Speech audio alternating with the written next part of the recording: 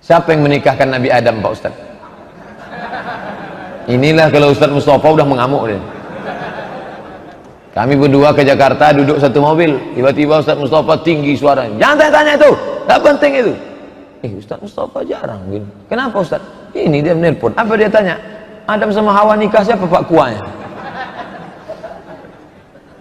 Siapa yang menikahkan Nabi Adam? Allah Subhanahu wa ta'ala. Siapa yang menjadi saksinya? Para malaikat. Siapa walinya? Tak pakai wali. Nabi Muhammad kalau menikah sama perempuan, perempuan itu tak perlu pakai wali. Khususiyah namanya. Sedangkan Nabi Muhammad, perempuan itu tak perlu pakai wali, apalagi Hawa. Dan apa maharnya Pak Ustaz?